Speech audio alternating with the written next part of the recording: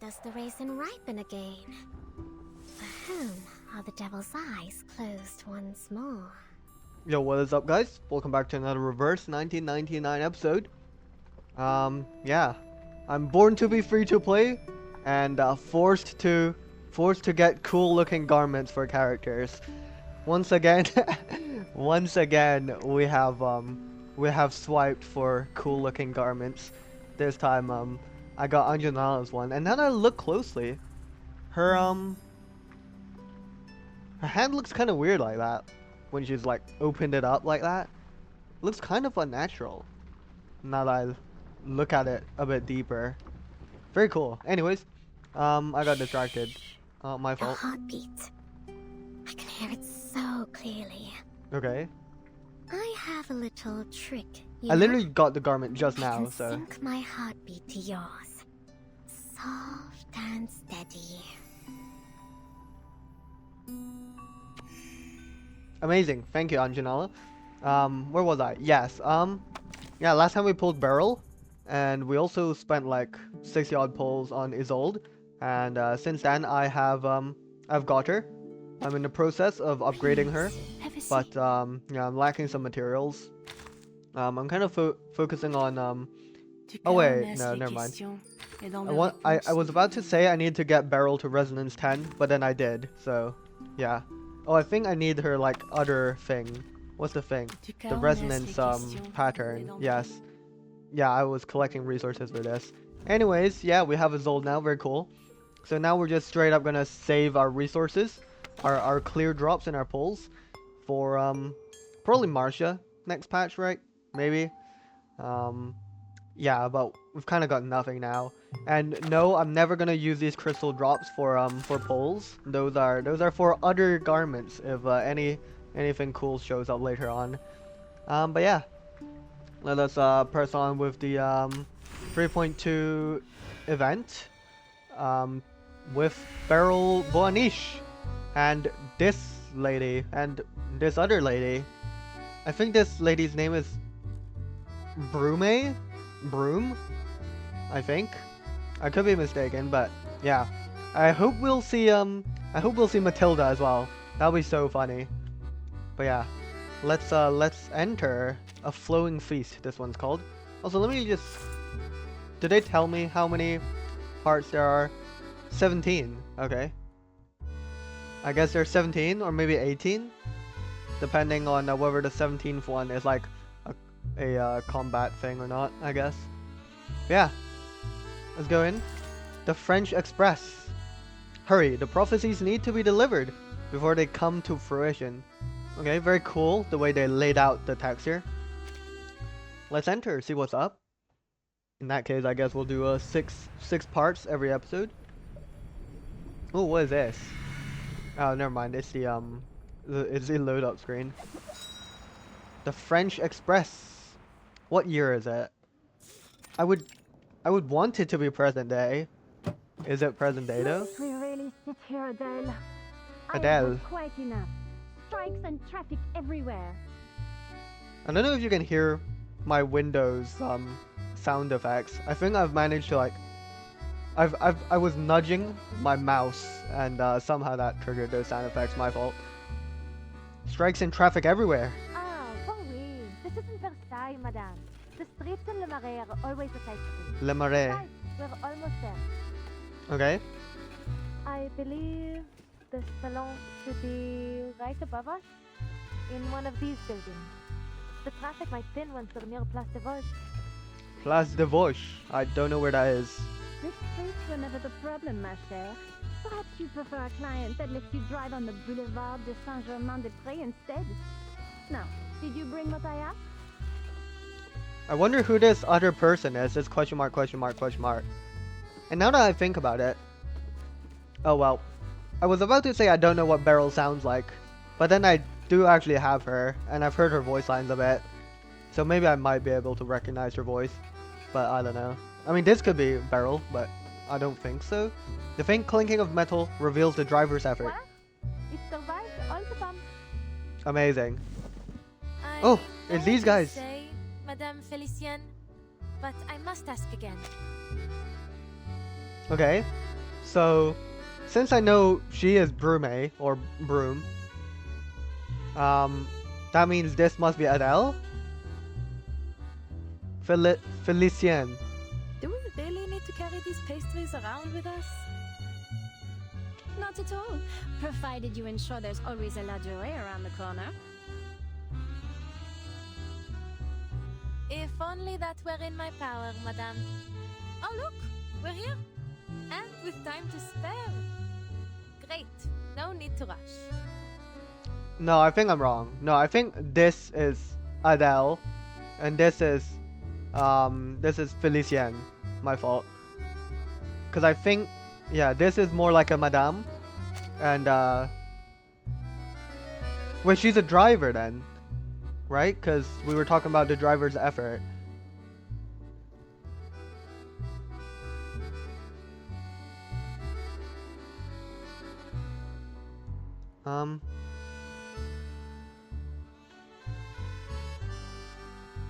Yeah, I think this is Adele.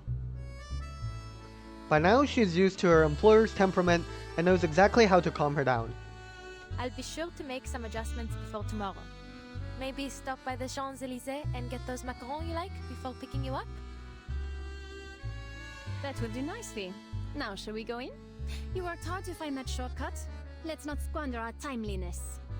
Alright, let's go. The remark gives the wary driver just enough motivation. She closes the door and spins around with a proud flourish. See?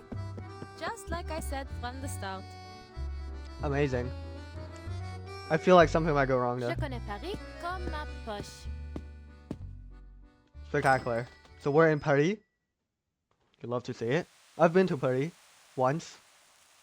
It was years ago. Thou art the kingdom, and the power, and the glory, Okay. That's a bit. forever. Amen. Who is this speaking? It's a bit scary, you know? Okay, we're in the divination salon. Soft smoke fills the chamber, tinged with frankincense, myrrh, and iris root. Gathered onlookers hold their breath in silence, all eyes fixed on the woman in the center. I guess it must be Beryl, maybe? She murmurs under her breath, and she produces a simple wand, half white and half black, tracing pentagrams in each cardinal direction as she opens her arms. Sorry, as she throws open her arms. If this is present day, I wonder why Beryl has been out of contact then. Maybe this might be in the past after all. I don't know. Because last we checked, you know, Matilda rolled up to her mother's house, and then like the door was like ajar and there was no one there. So that was suspicious. And then that gave rise to my entire like Beryl Boanish being the priestess thing, but that wasn't the case. Before me, Oh, hello, Madame Raymond. Raphael. Behind me, Gabriel. At my right hand, Michael. At my left hand, Oriel. Okay, we're naming like archangels, I think. Shout out. Madame Raymond. Looks a bit scary. Very Manus Vindicte like, I just realized. With the blues and the blacks and the gold. I will say though, before we saw her, kind of reminded me of Animus a little bit. Simply because like, any priest-like figure kinda reminds me of Animus. Behind me shines the six-rayed star. Alright. Who are we divining fortunes for? Her deep voice trails off, and a burning incense flares bright like a guiding star in a dim room. Shown to me, this I see. The whirlwind in the north, the giant north. cloud, and the blazing flames. I wonder if this Madame Raymond is legit. Like she actually Through the can stifling divine cloud the comes future. light, a piercing flame, a manifestation of divine wisdom. Alright. And what, madame? What you see? Do you? Terrible 4 things! angels have answered, and 4 aids given, so that I may glimpse the secrets of the archive of imagery. The archive of imagery? Your husband is nowhere to be seen. Yet, his shadow lingers still in the house. Oh. Okay, now that I think about it, I was just thinking about Beryl Buonish, and now that I think about it, I think when Matilda checked out her mother's house being empty, that was 2.0. Yeah, I think it was 2.0. And I know I haven't seen the last part of 2.5 because at the time I haven't done 2.0, so it would have been spoilers. I haven't actually gone back and checked it out, but from what I recall, in Scott's flashback, from before, like, Scott blanked out and then, like, you know, exited the what was the place where they stored all those powerful artifacts, right? Like, Scott blanked out and woke up, like, returned to consciousness, like, fully robbed the place. So maybe and I believe in that flashback we saw like a crystal ball or some sort of crystal effect that might have implied that it was Beryl Buonish who did that. I could be wrong, but I think that's what happened, and that kind of suggests that Beryl Buonish may have played a role in the theft of the dangerous items in the place that I don't remember the name of. I could be wrong. Oh wait, was it? Yeah, it was the ACD, right? Arcanum Containment Department. Kind of, something like that. Oh dear. Yes, yes. How did you know that? Sometimes I feel his presence. I see him in that khaki coat. Oh. The woman rushes forward, gripping tightly at the edge of the divination table. Madame, s'il vous plaît. What's happened to him? S'il vous How plaît. do I bring him home? Adele frowns. She lowers her voice into a whisper that blends into the other murmurs in the room. Poor woman. Sounds like her husband's gone missing. Just one of who knows how many others that have lost someone lately. Why have people been missing other people? What has been happening out here in Paris? You know, my friend in the police told me Police? there hasn't been any progress on these cases. If only it were as easy as all this. What do you think should tell her? I wonder who this friend in the police is. Because, I mean, people were people missing in 2.5? But this shouldn't be related to 2.5 because, well, this is Paris and not San Francisco. That it's a curse, a demonic possession, or some such nonsense. That's the usual prattle anyway. The diviner gives a small nod to the pleading woman and turns to face her audience. Okay. He is bound by a curse. Oh, classic. Held fast in the claws of a monstrosity. No! What A type beast of curse? born of no mortal womb. A foul creature of darkness, nurtured by the shadows that cloak this city. The Manus Vindictae. The old order has been shattered, Order? yet there has been nothing to take its place. We are without shelter, and the beasts are circling, sniffing, coveting our troubled souls. Okay, this might be modern day then if we're talking about the order. But the order kind of fell apart in when did the order fall apart? The order was still around in 2.2, right? They kind of, I swear they kind of just combusted after Antarctica, but I'm trying to remember if before Antarctica, whether the order was kind of broken down. The Brotherhood. Yeah, the Brotherhood was 2.2. The order was in 2.0. Did we actually fully abolish the order in 2.0? I don't know. But I feel like that's what I feel like Madame Raymond's talking about, you know, the Manus Vindictae order. that was They previously have a thing. awakened from their centuries-long slumber, bringing torment upon us. We have called them forth. We have set loose this horror, the beasts of Gévaudan. I don't know what the beasts of Gévaudan are, I'm afraid. How scary though. An ominous pall falls over the room at the sound of its name, like a taboo has been broken. The murmurs stop, breath stops. The pause holds tension, like a breaking dam, until gasps pierce through one by one. So that's what those rumblings were. The shadows have returned. I mean, it's kind of 50-50. I don't know if this is real or not. Maybe that's what happened to my missing workers.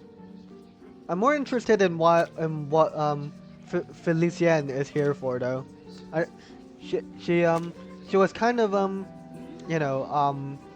she was kind of predicting all this nonsense. So like, she doesn't strike me as a believer of this stuff. So I wonder what she's doing here in this salon. Ah, bravo, madame. It's a curse, just as you said. The same old rubbish. If curses were half as powerful as people think, my family and I would have been snuffed out long ago. Why is that, Adele? Spare me the morbid talk, would you? How would I ever get around without my driver? She throws out the remark, then turns a sharp glance to the diviner on stage. I cannot expel the beast. It is beyond my power. Well, that's highly useless then, innit? What are we paying you for, Madame Raymond? But I do have some means to sap its strength. Oh, join the Manus Vindictae! Her apprentice steps up at once, holding out several small items. Ooh, who's the apprentice? Oh, these are like the most Manus Vindictae items, like, ever. A crystal etched with a strange symbol, ink, white candles, and a strip of black silk. Interesting. What does this symbol look like? It kind of looks like a person, huh? Kind Our of. world mirrors the one above, bound in its reflection. All things find their place in the great chain of being. Alright. Sometimes, powers may be drawn from those higher along the chain. From Saturn, I ask for knowledge and insight, and with its power, I offer you this pendulum. Keep it close, and your husband will find his way home. Oh.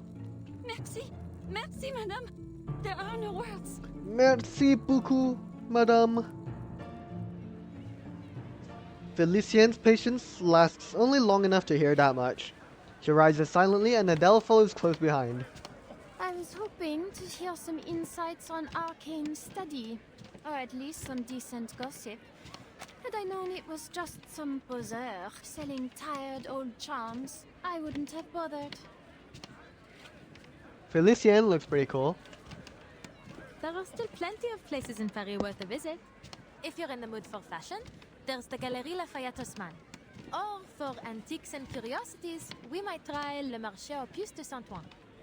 Something to take your mind off this, performance. Why do we have a dragon on our shoulder? I just caught that. Interesting. Yeah. Adele has a cool design. Very cool cap. Very, I don't know, reminds me of Taxi Drivers. That and also because I've seen some stuff going on around Taxi Drivers. And I think this character maybe? I don't know. I just heard quite a bit about Taxi Drivers recently. So, I don't know. This might be it. The crowd surges forward, eager for answers, though a few, like them, slip quietly out of the scene. Oh yeah, and I just realized, yeah, no, this implies Felicienne is here for a visit. So why are we visiting Paris, Felicienne? What are we, Felicienne? Yeah. What are we here for? Though it seems unlikely anyone would notice, Adele still lowers her voice. Perhaps next time we could go with my... Go with your... what? Your hours are paid for. You'll take me wherever I like. Ça va. As you say, madame. I shouldn't overstep. Ça va. Her usual approach is anything but foolproof. Felicienne stops mid-step, giving her a half smile. These cheap stunts are just a harmless little diversion. Besides, I believe I'm not the only one who's taken an interest. How have you been finding Dogme et Rituel de la Haute Magie? Dogme et rituel de la haute magie. What is this ritual that we're talking about?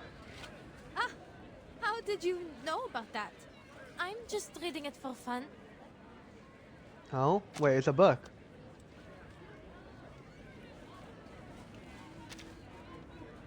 I don't know what that book is. Fun, is it? And what about those red squiggles you've circled around every entry about generational curses? Oh. How did you go through my things? Oh, come on, tell me. She said she didn't care about. She said curses weren't very powerful, but she's still looking up on generational curses. How interesting, hmm? Their small commotion draws just enough attention to catch the diviner's eye. Oh no, she saw us. Madame, please, stay just a moment longer. The thing is, Felician looks so rich as well. Like she looks like a noble lady who has deep pockets. So this is a perfect opportunity for Madame Raymond here to earn some cash, you know? I see clouds and chains around you.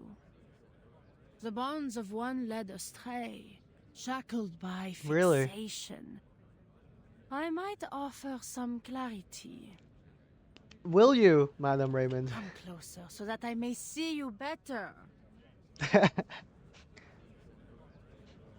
Only as every eye in the room turns their way, does Adele realize she is talking to one of them. Felicienne, I think she's talking to you. I'm speaking to you, madame. No need to look about. Please come forward. Huh? Wait, are we actually talking to Adele here?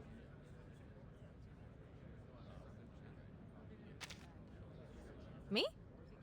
It seems so. How strange.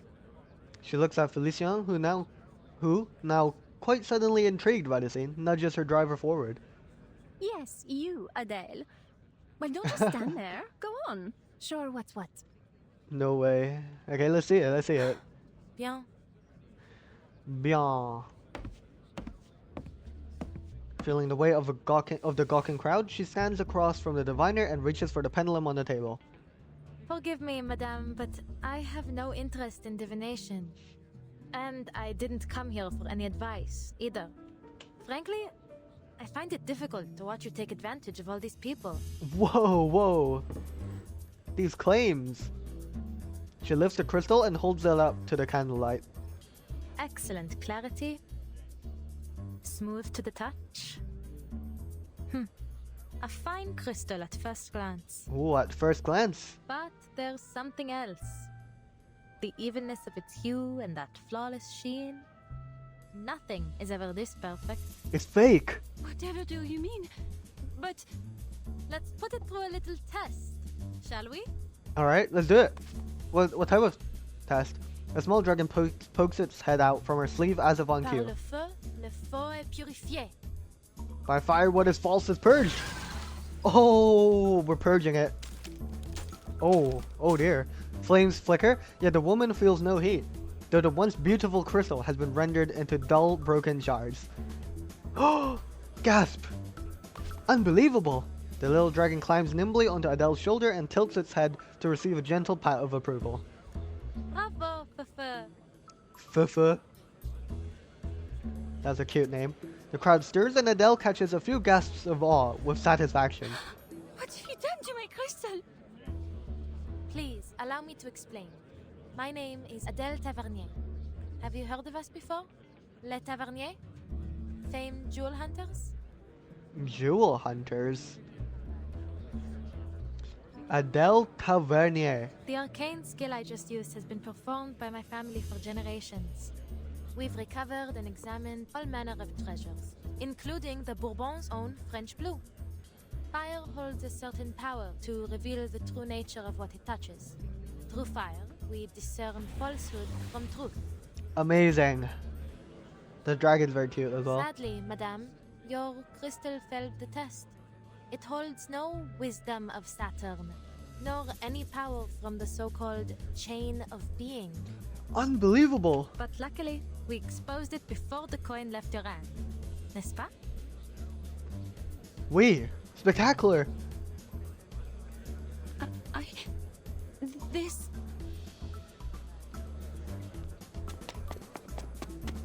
The lady's gaze darts between the diviner and Adele before she bolts off the stage. Bang! We did it! Let's go. Adele turns toward the dumbfounded diviner. And you, madame, have given a lovely performance, I have to say. It's almost a shame to bring it to an end. If only you hadn't tried to deceive your client with that fake crystal, things might have gone quite differently, no? My arcane skill would have spoken volumes about your integrity. Ooh. She shrugs toward the audience, each face in the crowd falling somewhere on the spectrum between starstruck and stupefied. Until at last applause bursts out. Felicien clamps eagerly along with them. Let's go. Good job. Adele gives her an all good gesture and smiles. Felicien replies with a brisk turn of her head. This is close enough. Close enough for me to clearly see the shadow upon you. No way she's been divining Adele this entire time. That's so funny. Pardon? She looks toward the diviner and meets those unblinking eyes staring straight at her. Well, I want to see her eyes as well. A Tavernier girl, the youngest and brightest, brimming with vitality. There's a curse upon you. The diviner leans forward. The space between them closes too fast. A chill runs down Adele's spine. The fated one has stepped onto her path. Twice will she collide with destiny. Once risen, once descended. For a fate left vacant now shall be fulfilled. What are we saying? The fated one? Who's the fated one? The call must be answered. Walk with the wise, but beware their words. Beware the gaping abyss of death. What lies below shall reflect what lies above. One shall ascend, but all must be paid. All must return. All must restore. Oh, you alright, lady? Oh dear. Oh, she's actually seeing some crazy things out of the. Someone! Fetch a doctor! Madame, can you hear me? Why can't she breathe? Madame, are we in danger? What's going on? Are we in danger? Beryl Buonish! Beryl Buonish! Smiling? She is smiling. Beryl Buonish! What is she doing here? Huh? Bro, I can't read that. I think that said Asumire. Asumire? Well, interesting. Interesting. So, it seemed like the diviner, Madame, shoot, what was her name? No, I forget her name. Madame, it starts with R and ends with Mund, no? Rasmund? Was it? No, this is embarrassing. How did I forget it? I was so fixated on Felicien and Adele Tavernier that I forgot Madame. It must be Rasmund, right? I don't know. Regardless, crazy that she was actually divining to some degree, and then she started tweaking out when she saw those scary things in the orb. Interesting. And Beryl Buonish was just chilling out there in the background. I don't know why. Still, there's no indication. There's no clear indication of what year this is, but I'm gonna assume it's modern day for now. Modern as in 1914. No, we're at 1920 right now in modern day. Say that again. Oh, sorry. I need to listen to this. It was 2 years ago, or 16 years hence, depending on which chronicle you follow. To me, it was as vivid as yesterday.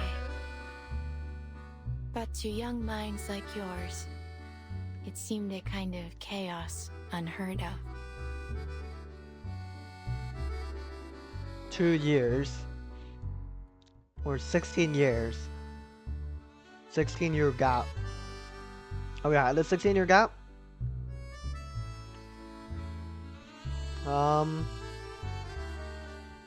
What was the year before Antarctica?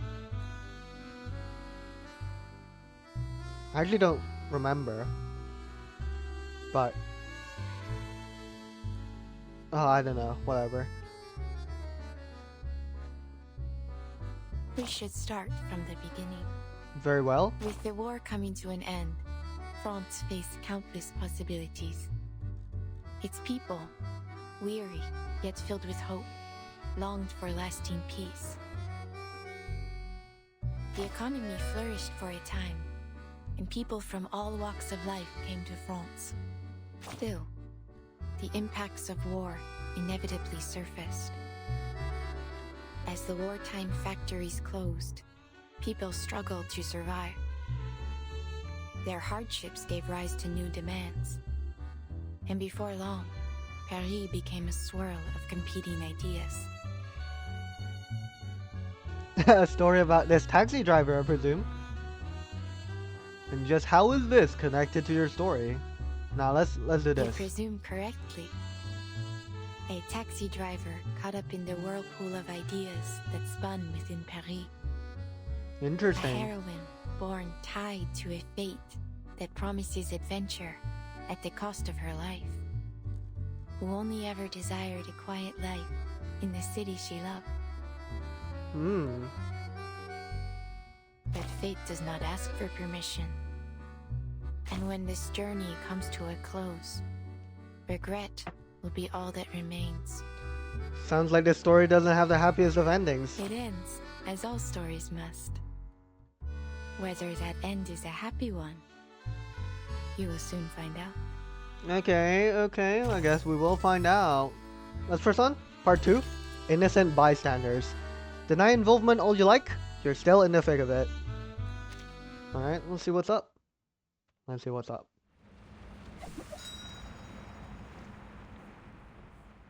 So, Madame Rosamond is tweaking out.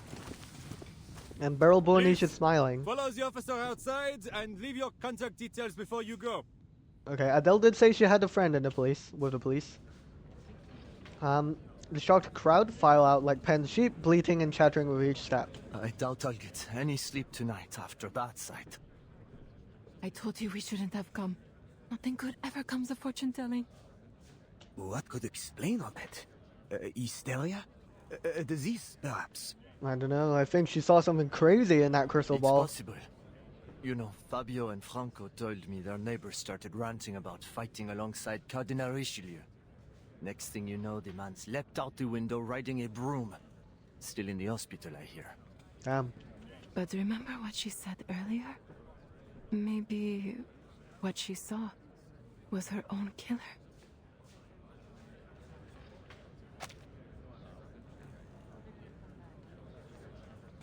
You mean the beasts of Gévaudan?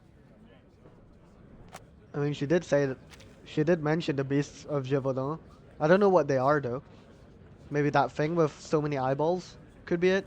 Fear and a trace of hidden excitement creeps onto every guest's face. The century-old legend casts its terrifying shadow once again. Monsieur Dom, we will begin our investigation immediately. In the meantime, we ask that you not spread any rumors. There's no cause for panic as of now. Alright. The murmurs fade, but the officer's words have done little to calm them. The crowd disperses, leaving behind a few key witnesses. This isn't going to get pinned on me, is it? I didn't even touch her. You'll testify for me, won't you, Felicien?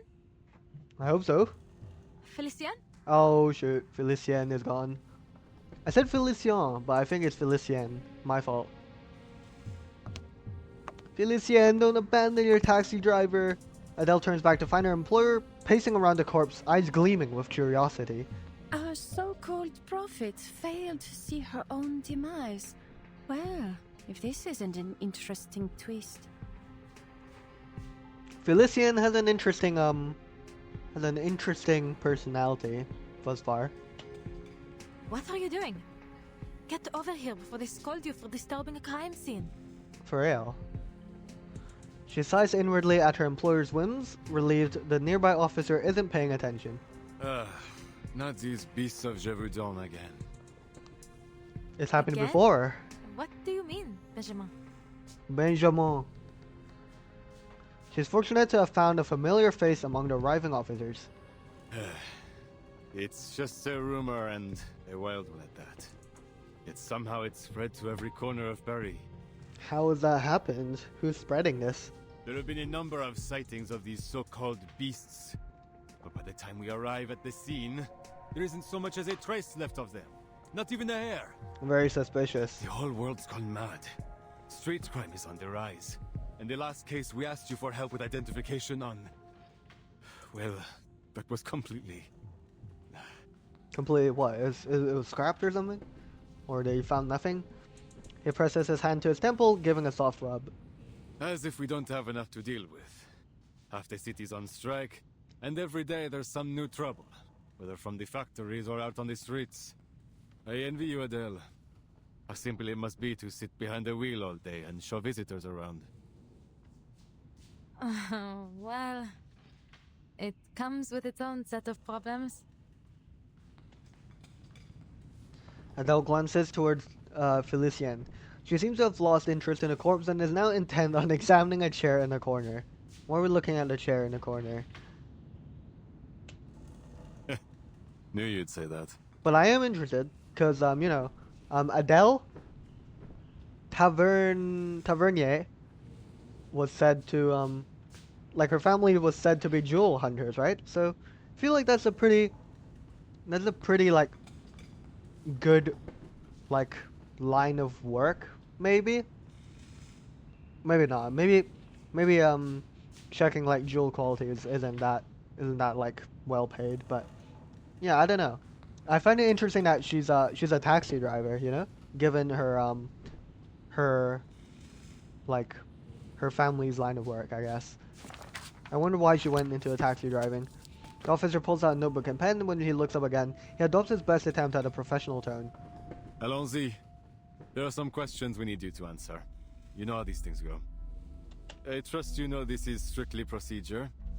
You were the person closest to the victim at the time of death. So please, Adele, answer with care. Okay. Allez-y. Ask away, officer.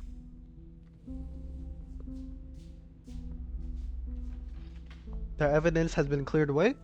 The coroner examines the body with visible concern. The diviner's death is gruesome indeed. Blue lips, dilated pupils, clenched fists, and a stiffened spine. The coroner will have his say, I'm sure, but it looks like extreme shock to me. She did seem pretty shocked. Extreme shock? But... What were the circumstances of the event? Anything unusual? I think she was talking about our future. the madame offered to read my fate, but halfway through she started acting strange. Staring at me and mumbling things. She did do that. She said something about a beast and then collapsed to the floor. Yep, that is So what she happened. was reading your fortune, saw a beast of Gévaudan, and it... what? Scared her to death? Yep, that's what happened, buddy. It sounds ridiculous, I know, Benjamin. But it's what I saw. They exchange a glance. The officer's pen hesitates, weighing how much of the madness is worth writing down. Finally, he closes the notebook with a resigned look. D'accord. Thanks for your help, Adele. D'accord. I suppose it's about time we tied all these cases concerning the beast together. Good idea. But it's strange, no? How could creatures from a folktale more than a century old be doing all this here and now? Someone's brought them to life? I don't know. This has to be more than a passing fad. Paris, hell, the entire country, has been gripped by all sorts of rumors. The streets are growing more volatile by the day. You're right. There are always people who will try to take advantage of these situations. Like this poor fortune teller. I bet she heard some tales about my family and thought she could scam me with a sensational prophecy about my not-so-rosy fate. Adele, you were researching generational curses, so maybe something happened to her family? Doomed to die regarding on a a quest curse? for hidden jewels. Seems the madame didn't know that you're the furthest thing from a treasure hunter. It's hardly a secret that the Taverny have a habit of meeting an unfortunate end. Oh, okay. Far from it.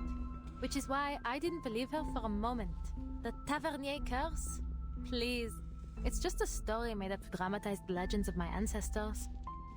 Yeah, we're acting nonchalant, but, you know, as Felician suggested, we saw you circling and squiggling over the generational curses. From my great-great-great-great-great-great-grandfather, that's a lot of greats. who died after bringing the French blue from India, down to my great-grandfather, who died chasing jewelry stolen from France during the Revolution.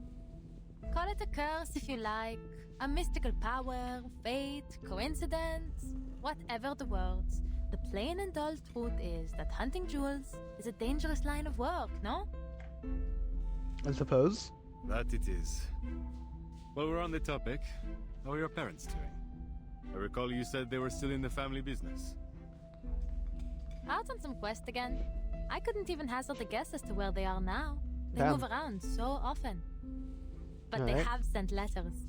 Living life to the fullest, as far as I can tell. Amazing. Hey, at least they're alive. The officer exhales in relief. Glad to hear it. Maybe I should envy them instead. Traveling the world like that, much better than being stuck in a police station. I don't know, man. If you want to travel to Antarctica and witness some crazy occurrences, I mean, sure, man. Antarctica was pretty crazy. And you know? you? Don't you ever think of joining them on the hunt? I don't know. Maybe Adele just became a taxi driver to strictly avoid hunting for jewels. My parents and I are different, to say the least. I don't share their obsession with shiny stones. Awesome. A simple, comfortable life. That's all I want. No glittering ambitions, no fancy things. Just a job that pays the bills, fills my belly, and lets me get a good night's sleep at the end of the day. Why anyone would want to think so hard every day is beyond me. Yeah, alright. Although the extracts we heard earlier in the event screen, you know, from after we did part 1, I mean, that kind of suggested that, you know, despite her craving all this simple and comfortable stuff, something's gonna shake In up fact, her life this here. job was the first thing I saw when I opened the advertisements page. Why not? I thought. Suits me better than treasure seeking ever will. I would expect nothing less. He nods and slips the notebook back into his pocket. Très bien. I believe we have all we need from you. Excellent. Please, don't worry, Adele. I see neither motive nor means for you to do her harm. You're all clear. Great. But we'll get in touch if we need anything else. Oh, forgive me. Another question. Was there anything else that seemed suspicious? Anything that stood out to you? Burlbunish smiling, maybe? That was pretty suspicious. And No, also stood out. Nothing really. Okay, cool. We're just lying. Nice. Oh, wait. Oh, never mind. We're not lying. There was a woman. I don't know if she's involved, but there was something odd about her. Yeah. It happened so fast, but still, while everyone else was too stunned to do anything, she sat there and smiled. She was like, huh, how intriguing. How delightful to watch She smiled. this fake fortune Do you teller recall die. what this woman looked like? Adele recounts the events as they happened. After hearing her out, the officer's professional demeanor cracks a little. That's Madame Beryl Boaniche. Couldn't be anyone else. On the Crystal Parlor on Rue de la Paix. She's a diviner too. Why is it got him chuckling though? I guess there's just nothing suspicious about Beryl She's Buonish. the one who reported the case to us. Our officers have already spoken with her. Oh. Okay, cool. She reported the case? She was like, she was smiling, cause like, yeah, why was she smiling there? That is quite strange. Alright. I actually can't tell what that says, bro. Alright. We got a question mark. Oh, what's this? A masquerade ball is taking place in Montmartre. Montmartre. It lacks a clear theme, but a mask is required for entry, so you pick up a lifelike paper mask painted to match your face, a rough wooden mask carved with totem motifs. Okay, no thank you. An enamel mask adorned with multicolored feathers, or a polished silver mask with a polite smile. Okay. I don't know how I feel about a paper mask. I don't know what enamel is. Multicolored feathers sounds pretty cool though. Enamel. Let me search this. Opaque or semi-transparent glossy substance that is a type of glass. Okay. Sounds a bit high end.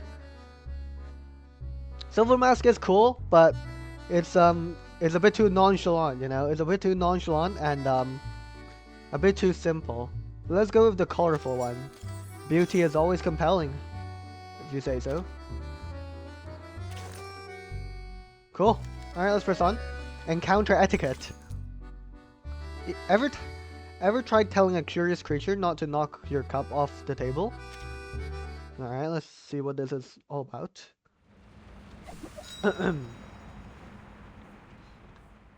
Beryl Buonish reported the case. How interesting. Inside the taxi. Pretty cozy taxi. It's very box-like. The engine starts, churning into a rhythmic patter as a black taxi moves forward.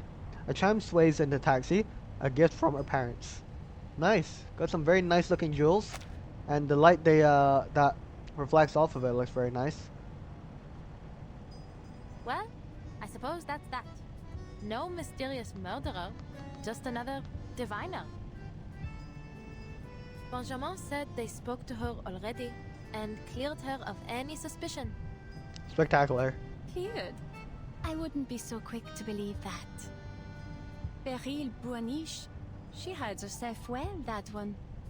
Do you know of her, Felician? The passenger pops a pastry into her mouth, chewing with a mix of irritation and thought.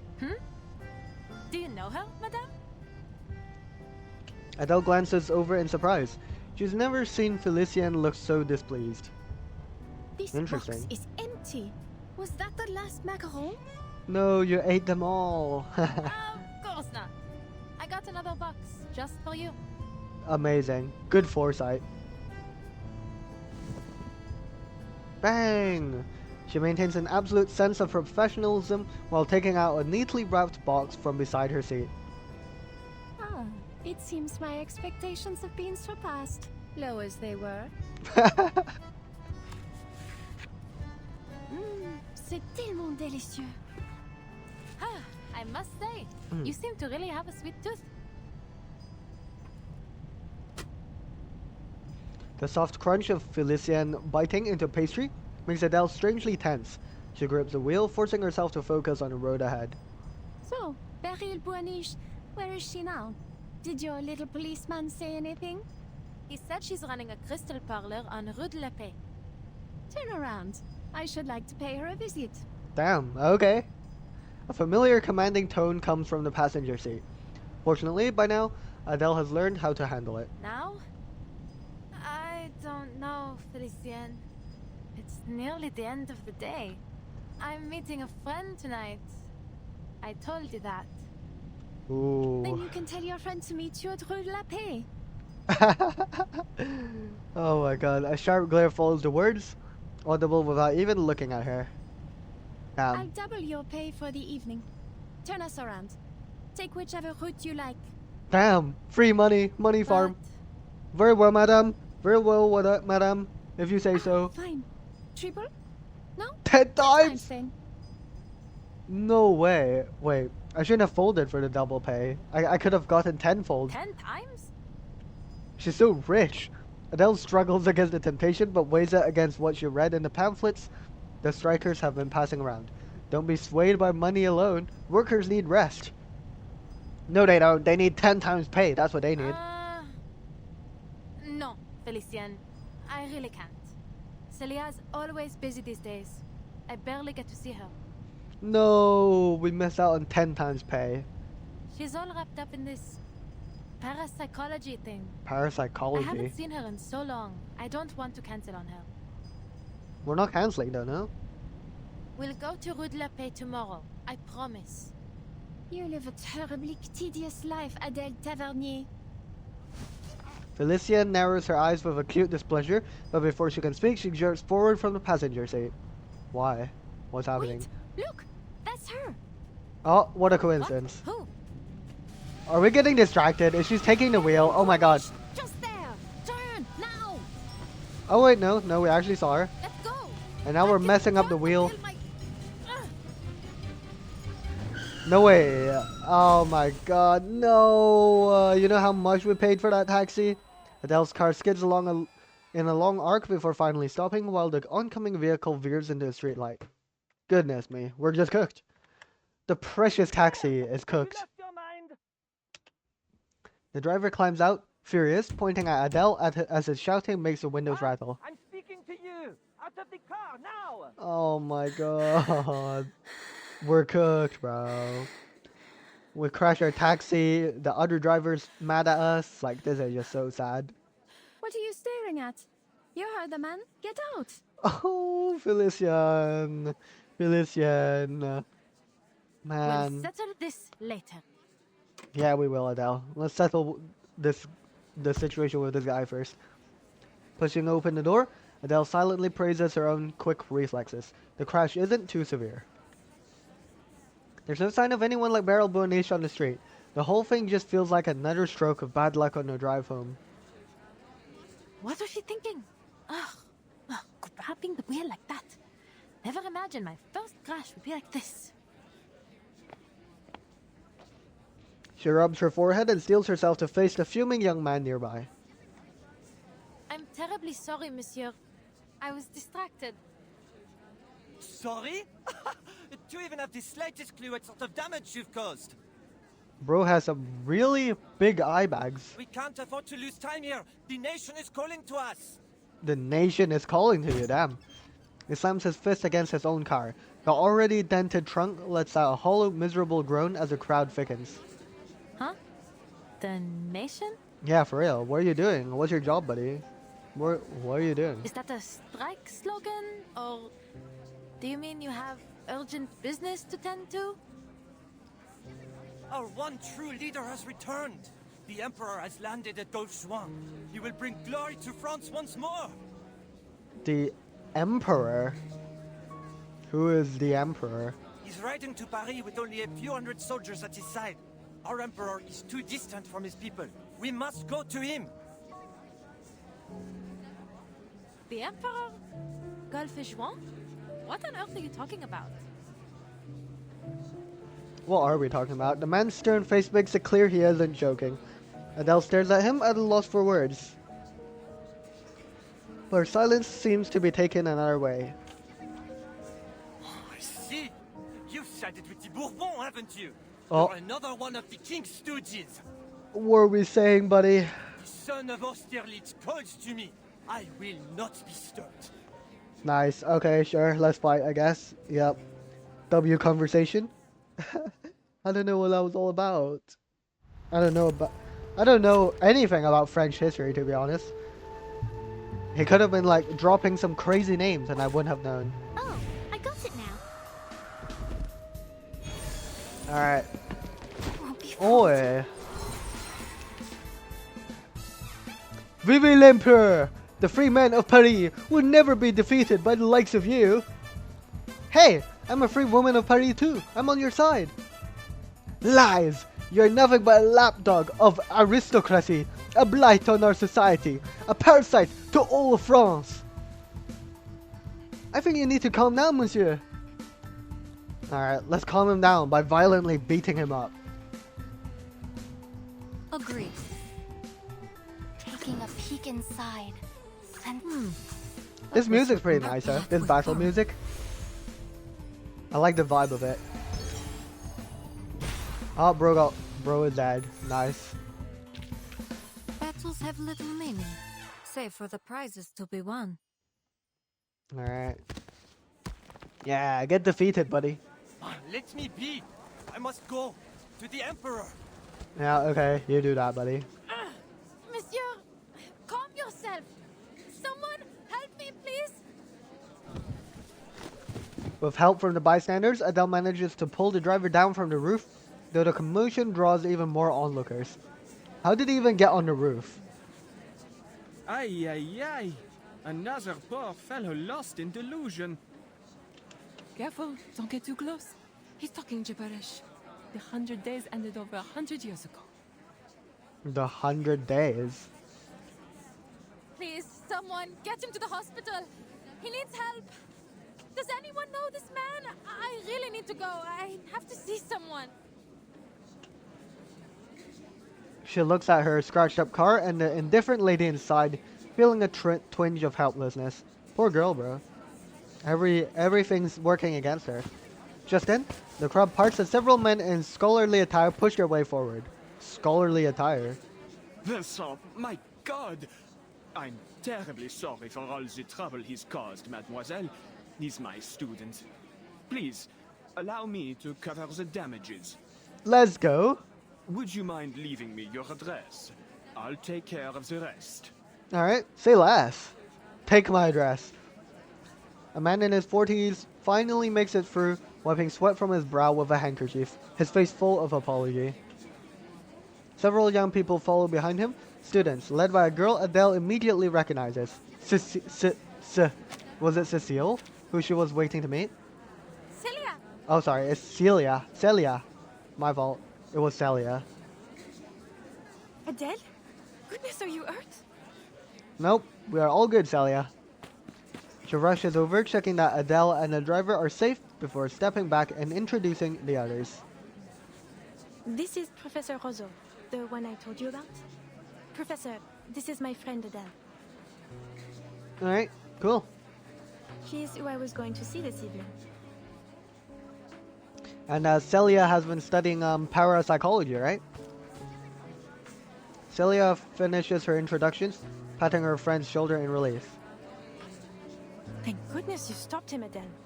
Who knows what might have happened otherwise? Yes, yes, you acted both quickly and rightly, mademoiselle. Faced with unexpected thanks, Adele scratches her head, trying to shift the topic back to the still babbling driver. What's wrong with him? It's a long story. He's been acting strange for weeks. Oh dear, that's not good. So, when he didn't turn up this morning, we went to his home to check on him. The door was open and it was a total mess. Poor boy. Such potential. But then, perhaps I pushed him too hard. How so? How did you push him, buddy? The man cuts Celia off, shaking his head, guilt written all over his face. I shan't keep you, ladies. Celia, go with your friend. I'll deal with all this. Alright. Thanks, Professor Rousseau. Please, Celia, put this behind you and enjoy your evening. But be sure to join me for tomorrow's fieldwork. Alright. She glances at Adele, then accepts her teacher's offer. After helping the poor man away, the crowd gradually disperses as night falls over the street. Alright. How's your car? I know the professor said he'd cover it. That is very convenient. That is awfully convenient. Thank you to the professor. Pas mal. Just a dent on the bumper. It was a bit of a fright, but I'm fine now. Ah! Wait! Sorry, Celia. I need to... we need to... Felicien! Whirlwind of events leaves Adele dizzy. She finally regains her senses and runs toward her Pugyo 201 parked nearby. Felicienne's still in the car? I'll have to take her back to the hotel. She's not going to be happy after I left her like that. Felicienne? Huh? What happened? Dema, Rue de la Paix. Okay, that's tomorrow. Alright. Cool. The passenger seat is vacant, replaced by a line of bright red words scrawled across the window. How do I should write these words? With lipstick or something? Dema. Yep. Tomorrow. Rue de la Paix. Very well. See you tomorrow then. No. Is that lipstick? Yep, probably. Well, your window's cooked. Gotta have to clean that off. Adele pulls out a handkerchief to wipe the writing from the glass, but despite her scrubbing, it barely fades. Oh, First, the she poor grabs car. the wheel, crashing my car, might I add. And then she has the cheek to scribble on the window. She's paying for a foot clean, I swear it. Should have taken the 10 times pay, bro. Right? Her friend walks over, peeking curiously through the window. Adele waves it off, refusing to let the small incident ruin their long-awaited dinner. I'm fine. So, shall we eat at that spot near the Seine again? Or are you feeling adventurous tonight? You said you couldn't stand the campus cafes anymore. So tonight, ma chérie, you choose the food. Oh, we're calling her ma chérie. Whoa. That's pretty cute. Really? I suppose if I could have anything. You know, what I'm really missing is some good home cooking. Home cooking. Damn. Do you know how to... What can you make, Adele? She starts counting on her fingers, reciting a whole list of dishes. Oh dear. Onion soup, Oh. gratin dauphinoise, maybe a bit of cheese for a small fondue. Oh, and I just bought a bottle of cider. What do you think? Spectacular. You simply have to come over and see my place now. I cleaned the whole thing. Balcony too. I came over to ask you for help, but you weren't home. Home cooking it is. Hop in. Alright, let's go. In perfect sync, the two circled to opposite sides of the Bro, how do you say this? Pugyo 201 and opened the doors at once. Nice. Let's have some home cooking. Buckle up.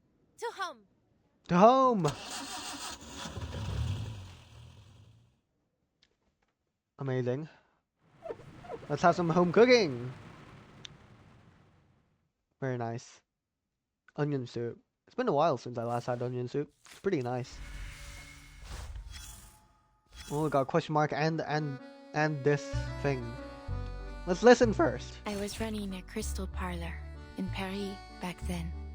Oh, so wait. So this is Belle Boaniche then? Are we? No. No, what am I saying? Oh, I'm actually stupid, bro. I was like... Previously, I was like, yeah, that's Adele. And now I saw Crystal Parlor, and I thought that said, like, crystal and then crystal ball. So then I immediately linked it to Belle Boaniche, and then I confused myself. But yeah, no, this is still Adele speaking. People came for all sorts of products. From ordinary crystal ornaments to the enchanted ones. I had them all.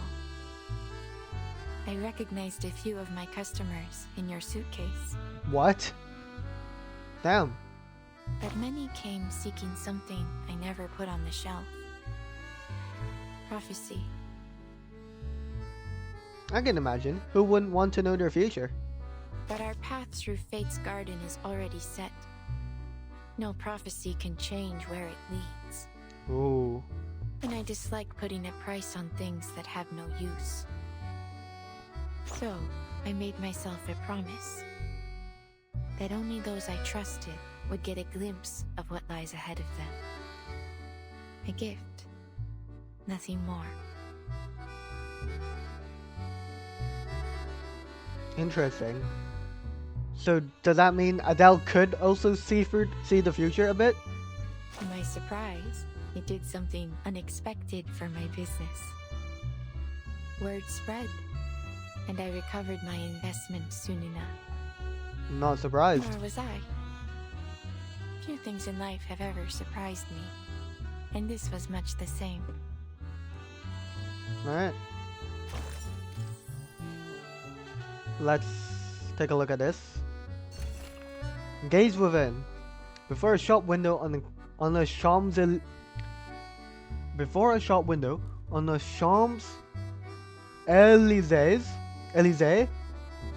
Champs-Élysées, you stop for a long time. So long you don't notice the sky changing. What you're staring at is a restored illustration of ancient critters, an astronomical clock with its hands reversed, a smoking pipe cut clean in half, or a klein blue gown flowing with black liquid. Bro, man is Vindicte fit?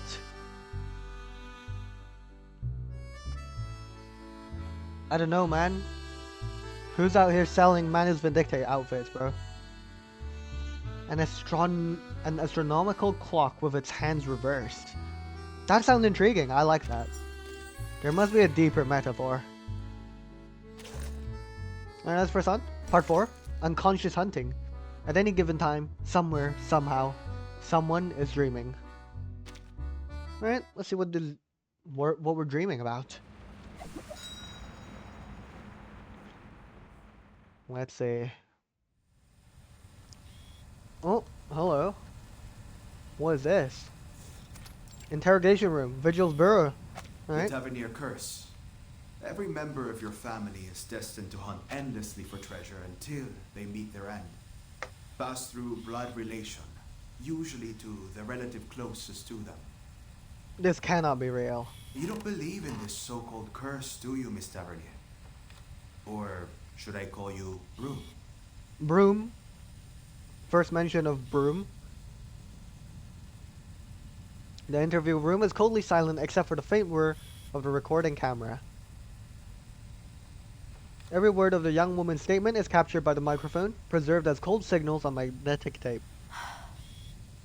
Given how things have turned out, it isn't as easy as a yes or no. Don't you think?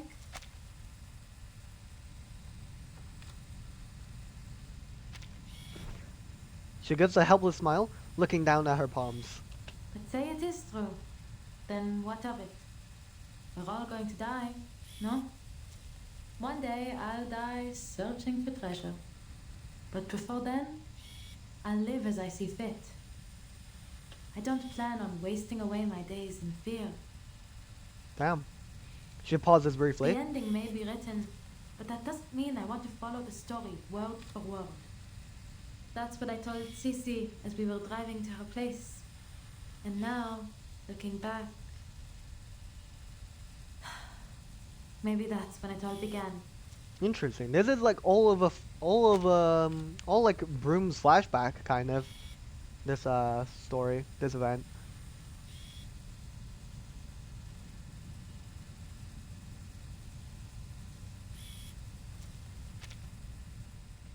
Let's see what happened though. Celia's home. Very nice home. So good. This gratin is the best. How'd you get so much flavor out of a simple potato? You like it then? It's just ordinary home cooking, really. Maybe it's finally time you started doing it yourself. Well, Papa didn't exactly teach me much in the art. He'd just pop open a tin can and say, "Be grateful. When you're in the jungle, this is a luxury." But he never took me to the jungle. He never even let me leave Paris. I still haven't been anywhere. That's funny. Celia smiles and shakes her head. She grabs an empty plate to scoop her friend another serving of potatoes. You can only blame yourself, Adele.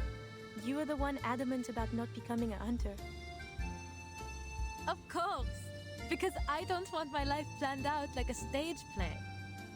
And don't pretend you didn't have a part in this. You're the one who picked the page number in the advertisements. Celia can't argue, so she pours 2 more spoonfuls of stew over the mash, stacking it high into a little mountain and sliding it in front of Adele. Sharp as ever. Since we're on the subject, How is work going? Any interesting fairs lately? There was one thing. Not sure if I would call it interesting, though. Peculiar, perhaps? Oh, how so?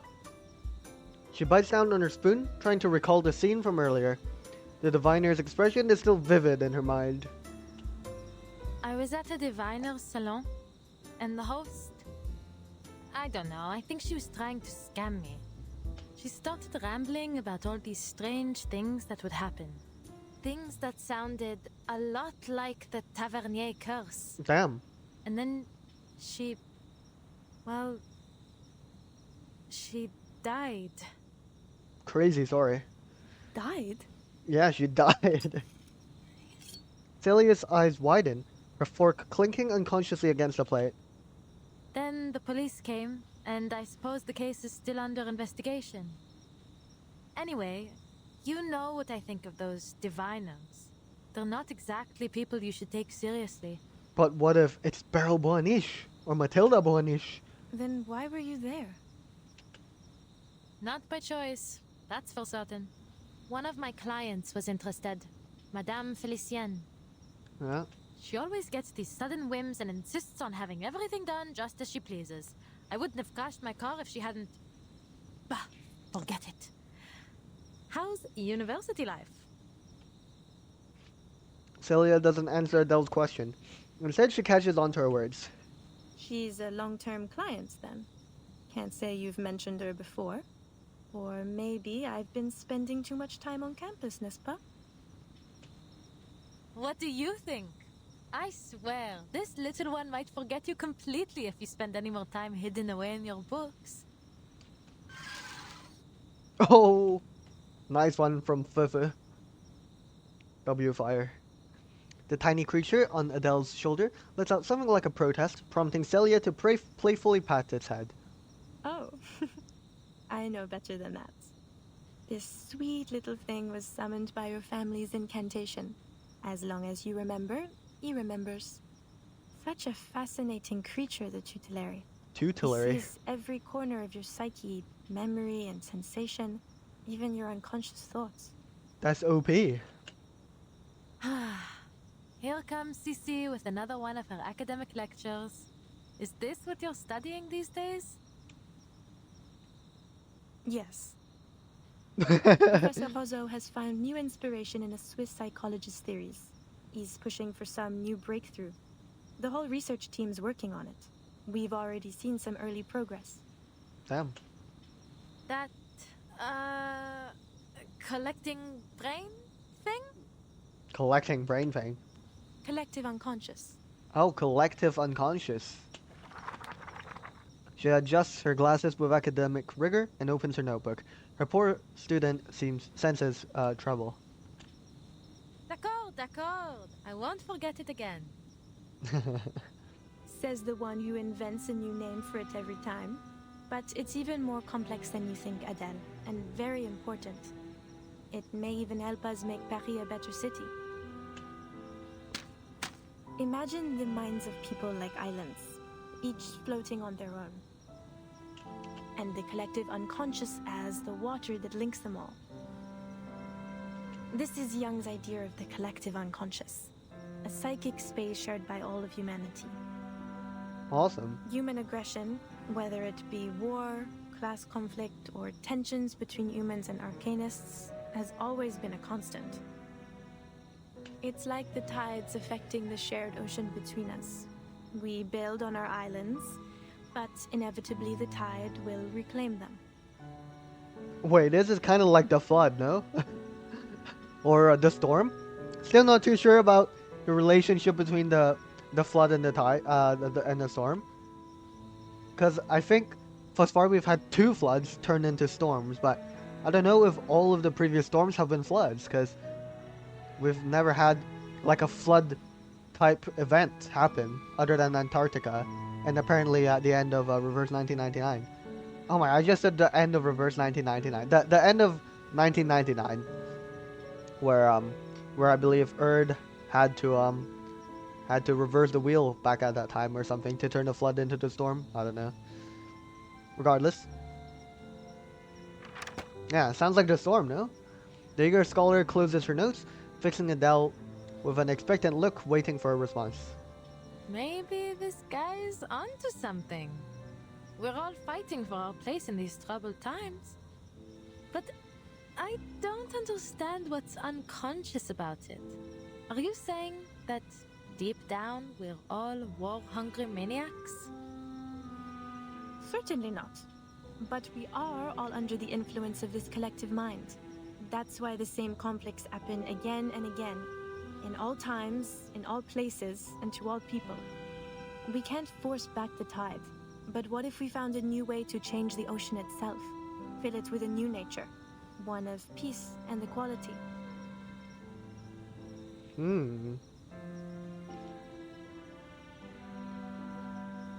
I might be looking too deep into this, but Celia's theories about collective unconscious is it's raising some interesting ideas about how we could deal with the storm or the flood. What if instead we change the nature of the storm so that it just, what if we turn it into normal storm, you know? Just like a normal rainstorm instead of reversing time, you know? If we like change the flood or the storm's nature, you know? Like, I don't know, we somehow remove all the asymmetric nuclei or something in the air, in the atmosphere, turn it back into normal water somehow. We just store all that energy, I don't know, shoot it into space. That's probably a bad idea.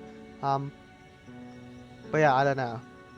But then again, the effects of the storm are universal. Because, you know, from what we've learned from the Cosmodrome event. So maybe not. Maybe we can't just change the nature of the storm. Unless there is something that discreetly causes the storm. I mean, we know that, you know, important events and stuff trigger the storm. But maybe there's some other hidden mechanism that we can interact with and intercept and, you know, stop the storm or change how it works so that it doesn't, you know, murder us anymore. That'd be great. Even one tiny drop of new thoughts Drop could make a world like of water. difference. What we're trying to do is find some way to practically influence the collective unconscious, to create real and lasting change for everyone. I believe, truly I believe, it could do more to save us than any law or reform ever could. Adele scratches her head. She has no such lofty ambitions, nor any intention of changing anyone. So you want to control everyone's minds? What? No. We still want people to think for themselves. We just want to change how they think. If we can plant a more hopeful vision into the collective unconscious, we could sow the seeds for a better future for all. Amazing. Like how Victor Hugo wrote his dreams into his books, and they reached every reader in France. Okay, I don't know who Victor Hugo was, but shout out. Only we're doing it in a more controlled, systematic way than simply telling stories. What about Vincent? He seems the furthest thing from control. Loyalty to l'Empereur aside. Are you sure this research is safe? Truthfully, I wouldn't say it's entirely without risk.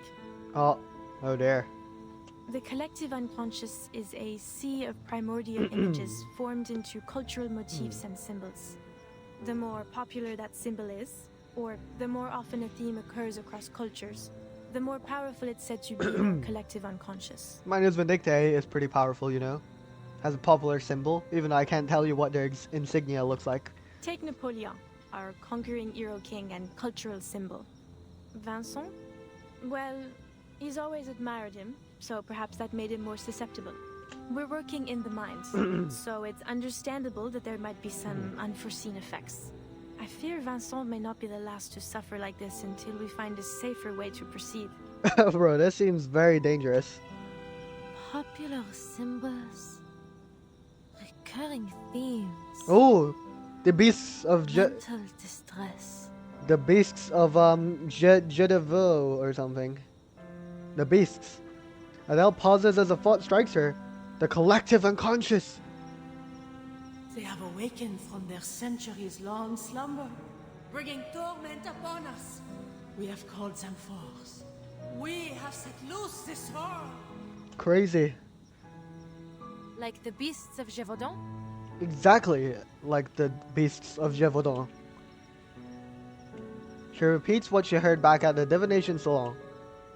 That old legend. But why would the beasts of Gévaudan be... Wait, you might actually be onto something. As the rumors about the beasts have spread, it has gained a new identity in our collective unconsciousness, planting the seeds of terror inside just about everyone. So we need to spread lots of rumors about happy and hopeful things. Formidable. Formidable! Her friend leaps up from the table, dives for a notebook, and starts scribbling frantically. Oh my god. Merci, Adele. You truly are my very own academic muse. I must take another visit to the Danse Macabre mural. The it what? May play a part in all of this. Danse Macabre mural? I'll buy you one of those good luck necklaces when I publish my paper. Yep, thanks. Thanks for the necklace, Celia. Then you'd better make sure it's chic. I'll want to wear it every day. When it comes to research, her friend's enthusiasm is impressible. Adele has long since grown used to it. So, what comes next? We've got to test our hypothesis. It's only a thought for now. One I must keep to myself. But you'll be the first to know when it's confirmed. Amazing. I swear, you, and indeed the whole world, will be shocked. If you say so, Celia. You know, and please don't laugh. Sometimes I feel like an adventurer too. Hunting for hidden treasures with my pen and paper. We're hunting for knowledge. I suppose what I do isn't all too different from your parents after all.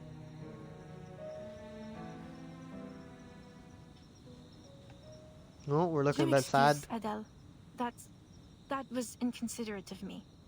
I got carried away. You can find better role models than my parents, Leah. I got another letter from them the other day. C'est toujours pareil. A mind sure to bring amazing profits and something about a mural. Mural. So you do read their letters. They sound exciting, don't you think? You know how much I love adventure stories. Her friend's sudden burst of energy makes Adele both amused and helpless. That you do. Sometimes I think you're more of a tavernier than I'll ever be. What's this music? I suppose I have always thought of you as a sister. Anyway, enough about that. Where are you taking your client tomorrow? Rue something, somewhere. I don't know what road it was. Oh, it was Paix. Rue à la Paix or something? The road of whatever the Paix is. To Rue de la Paix. Yeah, Rue de la Paix. Crystal Parlor we're going to visit. Wait, I full remember the correct name. Hey, say less. Let's go. My memory isn't that trash. Because of what that diviner told you? You must be the master of your own will, Adele. Don't let your subconscious make all the decisions. Whatever you say, Madame Professeur. I mean it. So many things in life are stirred up from the depths of our minds. Oh, shooting star, make a wish. There's never an end to the things old friends have to say. They talk until the stars have claimed the night sky. Amazing. Sissi, dis-moi. Tu crois vraiment au destin? Sissi? Celia? She fell asleep. Her friend drifts off to sleep, wandering into some dream not yet connected to Adele's in that sea of collective unconscious. Bon. Bonne nuit, chère amie. Que demain nous bonne chance à toutes les deux. Sleepy time. Oh. We're back in the interrogation room. And it was on the following day that you paid a visit to Beryl Boaniche's Parlor of Crystals? Seems like it. Correct. And there, you had another, what did you call it? Unusual divination. Oh, great. That's just fantastic. Beryl Poinish had foreseen my visit long before I arrived, Damn. just as she had foreseen all that came afterward. Damn, she's just OP like that. Very impressive from Beryl Buanish. I still don't know the timeline on this now. Since Beryl Buanish is out here running an entire divination parlor, that would mean this might be before 2.0 then, I would suggest. And this is sometime after wartime, right? As Broom mentioned, or Adele. And I don't know, like they said, like what, two years ago, or 16 years hence, 16-year gap. When have we had a 16-year gap since a war of some sort? Because there was some fatigue going on because of war that was mentioned. So we've only got what, like 2 main periods, either the 1910s or the 1940s. I can't say we visited the 1940s, have we? I don't feel like it. So surely we must be talking about the 1910s then, which we visited twice. But then we also say 2 years ago. So that must be the first instance that we were in 1913 then. It's the same timeline as 3.1, I would suggest, right? Because that might align with 2 years ago from modern time. But also 16 years hence. What do we mean by 16? What does hence mean? Is that afterwards or before? Surely it means afterwards, right? 16 years from now. Wait, what? From now? Wait, now I'm confused. 2 years ago or 16 years hence?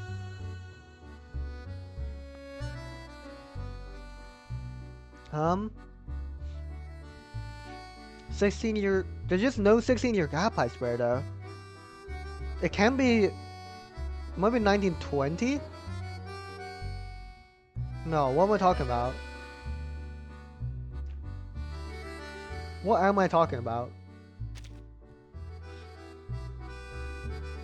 No. I need to take a moment to ponder about the timeline. Because we were talking about 2 years ago, or 16 years hence, which means there has to be some overlap. Has to be some years after. It has to overlap with a storm, because how else would Broom be out here getting interviewed by the Vigil Bureau?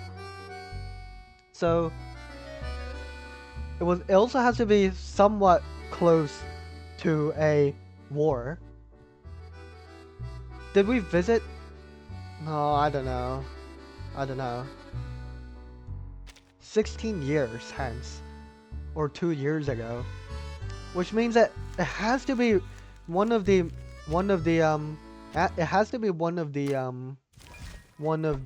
like storms we've had before the beginning of the story. It must be. But then which one would it be? I don't remember the exact years, I'm afraid, of each storm. Was there one in 1930s? 1920s. We had 1990, but that's just so far away from war. I don't think it could be.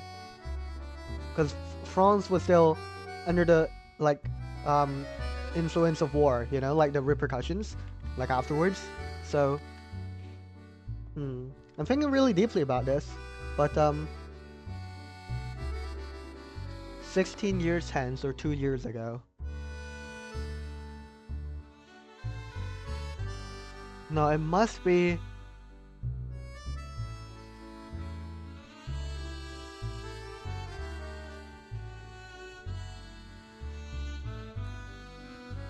Yeah, I don't know. I'm sorry. I actually can't figure out what year this is. My initial guess would be like something like 1913, but it can't be. because the war was still going on during that time, and this is post-war. This is post-war. So I don't know. It must be like a 1930-ish or 1940-ish or 1950-ish, maybe. 1960-ish is a bit unlikely. But I swear we haven't revisited. Did we have a 1930-ish storm? We might have actually, but I don't know. No, I literally can't remember. Arcanist Observer Journal. The results reflect the opinion of the majority, but does truth belong instead with the few? Welcome to Paris. In a recent report, Paris was named the most preferred city for arcanists seeking residence. Respondents note that living in a metropolis dominated by humans is no easy feat. Arcane skills, whether deliberate or incidental, often disrupt established social norms, inevitably creating confusion and conflict. Yet Paris, long known for its inclusivity toward people of many diverse backgrounds and traditions, stands apart. Parisian salons have come to regard arcane skills as a kind of marvelous and romantic art, and arcanists are frequently welcomed as guests of honor. To humans, Paris is a cradle of art. To arcanists, a haven of creativity. Reports indicate that several renowned arcanist product entrepreneurs have opened new branches in Paris this year. Their trust in the city drawing increased attention. The historic capital continues to attract arcanum talent and resources from across Europe.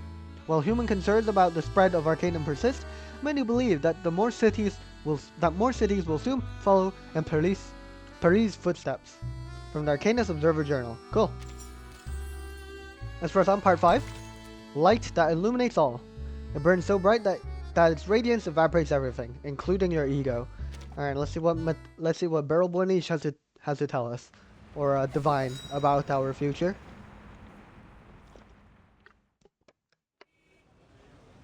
Seems like Beryl Borniche sees it all. Rue de la Paix, Paris. A dizzying crowd has filled Place Vendôme, flowing in from every direction. The young driver leans against her car door, kicking at a small stone while watching the passers-by. Tomorrow? She never said the time. She's not planning to keep me waiting until the evening, is she? I sure hope not. Or has she already gone in? She turns her head. The ornate carved door of the Parlor of Crystals is shut and shuttered just as it was a few hours ago. Should I knock again? Someone must be in at this hour. Bonjour. Bonjour. Bonsoir. This time, the door opens the very moment she knocks. But once it does, all she can see is the dim corridor ahead. Ah, finally. Perhaps they didn't hear me knocking before? Hello? Right. I suppose I'll just let myself in. Amazing. She steps inside, but the very instant her foot touches the floor, the last trace of light vanishes. That's not scary at all. Oh, hello. I can't read this. Oh, there we go. The tiny dragon's flame barely lights the way. Its tail swishing weakly. They could at least leave a light on for the customers. Hello? Anyone here? I think my friend arrived before me. She's about this tall, just enough to always be looking down her nose at you. Adele reaches out along the wall, feeling her way forward from memory. Well, what's wrong, Fufu? What is it, Fufu? Following the dragon's upward gaze, she spots a few faint, translucent figures with pointed ears. Oh, they look interesting. Sprites, of course. Sprites? Where else would they be, if not in a diviner's parlor? Okay. Let me be clear. I don't care what kind of mischief you're up to in here. Just don't let it involve me. Oh. What's happening?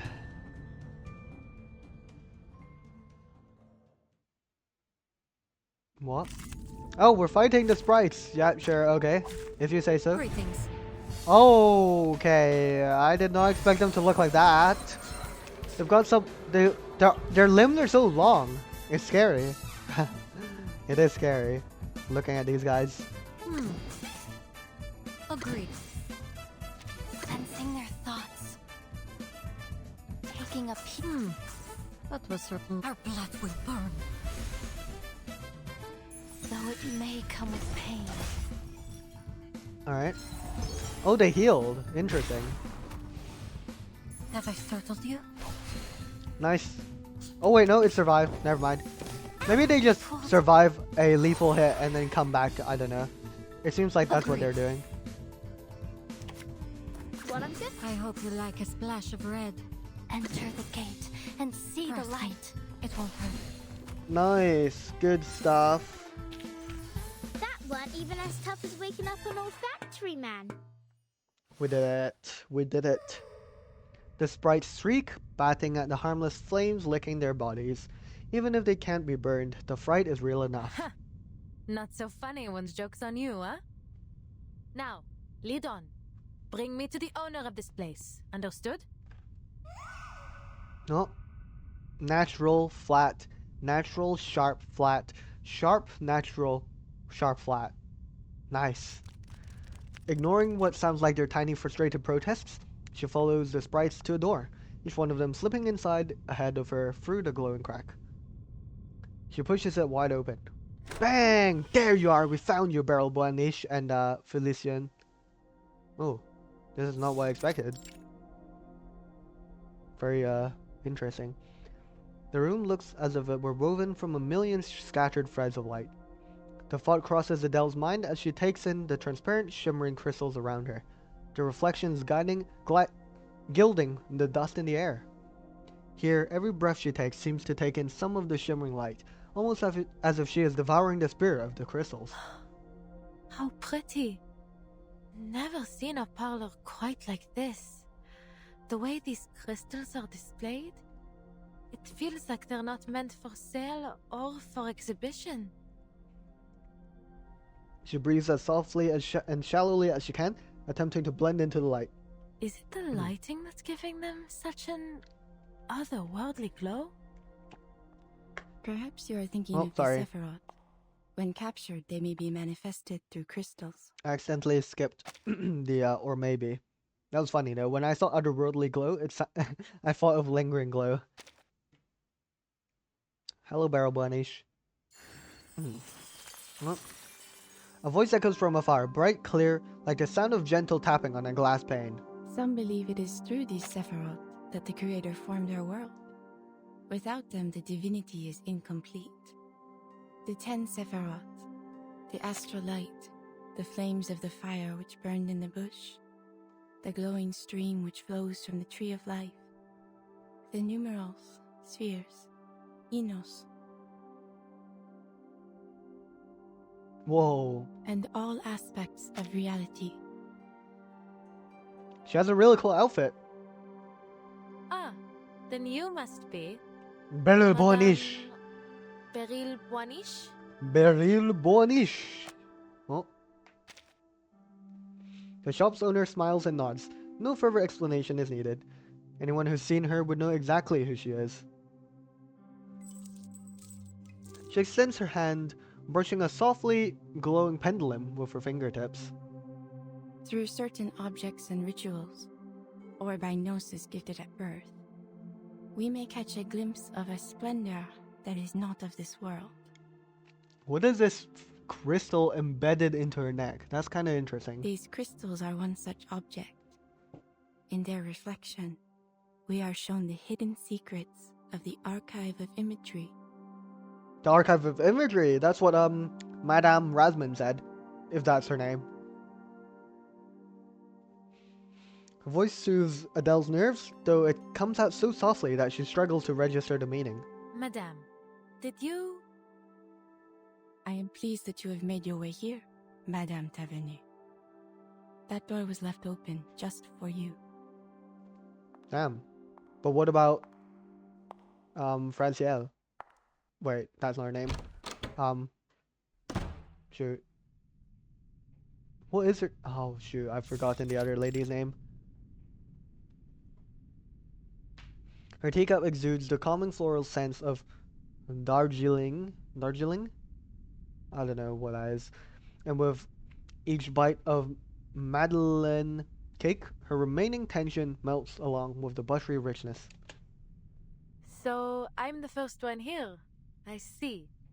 Yeah, you beat her to it, Adele. And you were at Madame Raymond's salon the other day Raymond! to retrieve your crystals? Shoot, bro. I've been calling her Rasmond the entire time.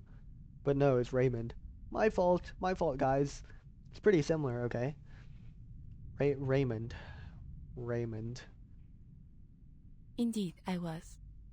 I have been occupied in business overseas and neglected the security of this parlor. Yeah, this thing's wing twitched. Someone has been taking my defective crystals and pawning them off to other diviners. Damn.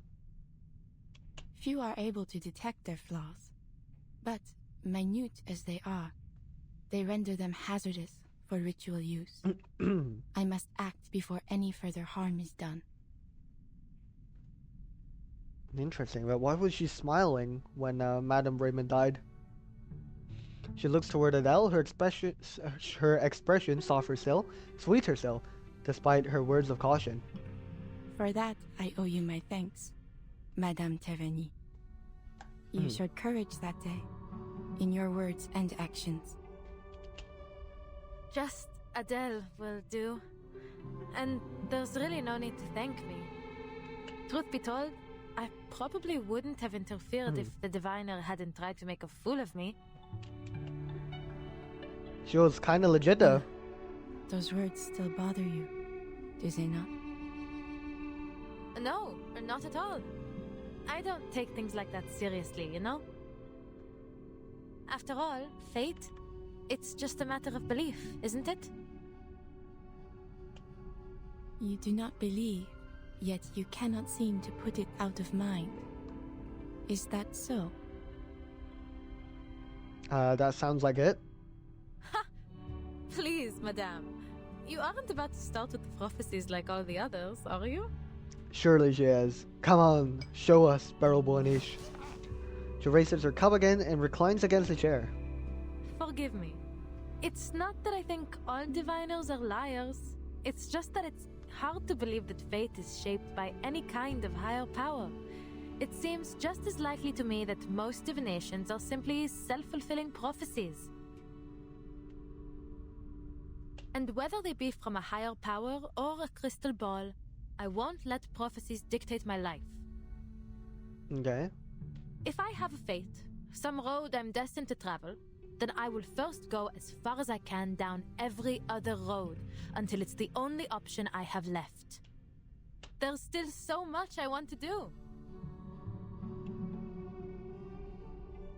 But the woman only laughs, not with mocking laughter, but with something like a genuine delight at her words. How exciting, how intriguing. Fate, dear, is a universal law, the cause and effect of all events. Just as the path of light through a crystal may be predicted to find its refraction, one road inevitably leads to another. Damn.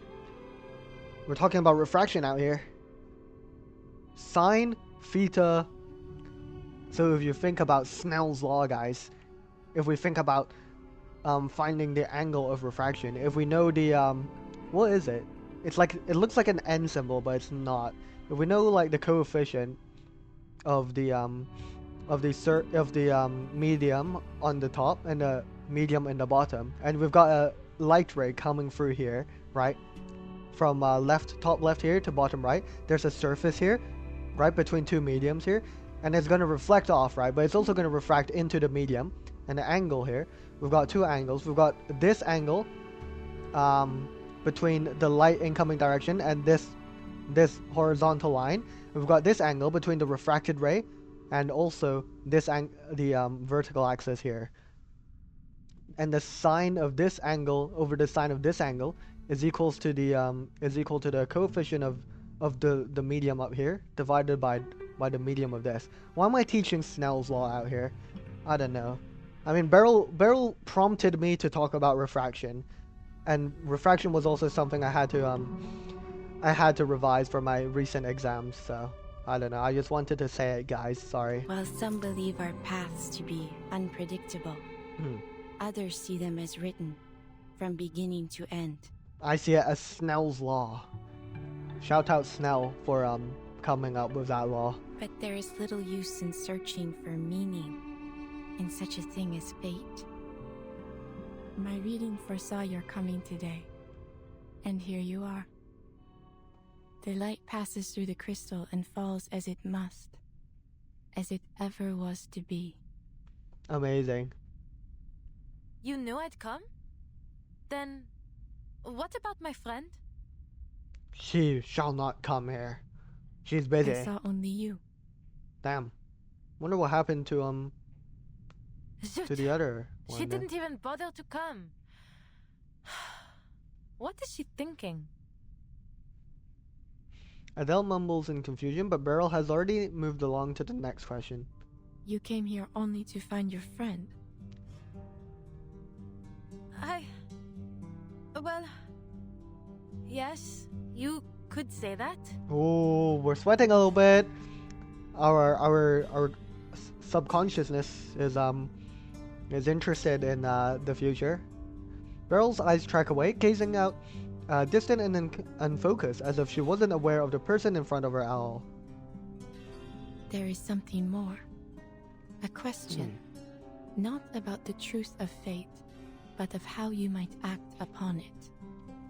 The curse in your family, or as some may call it, the path of the Tavernier. You wonder whether it is your time to walk it, do you not? Oh.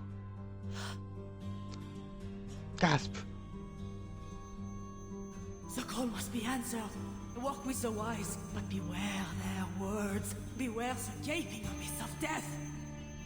What lies below shall reflect what lies above. One shall ascend, but all must be paid. All must return. All must restore. Ah! And then she tweaked out. How come every diviner I meet these days seems to know about that curse? Is obscure jewel lore really so popular in this city? Obscure jewel lore. Adele says it like a joke. That's how she always treats the subject. Mockery felt better to her than fear. Beryl only nods in reply. Madame Raymond foresaw the future, but she peeked too far, and for that, paid dearly. Damn. You mean? She still doesn't want to hear that kind of answer. No. Please tell me you're just teasing me. You're saying that it wasn't her fear of the beast of Gévaudan that killed her, but what she saw in my future? Please, Adele, allow me to finish. Well, if the beasts of Gévaudan are in her future, you know? Beryl shakes her head. Somehow, just that gesture alone is enough to lift her heart. Only for her next words to put it right back into Vi's grip. The fate she saw was not entirely yours. There is a shadow which lingers on you. Wait, like that woman who was seeking Madame Raymond for help, no? With the shadow of her husband on her? But what shadow is lingering on us? In a way, it is true. You are indeed cursed. Man, what's the shadow doing on us, man? Get away. This is non-consensual cursing, man. Unacceptable.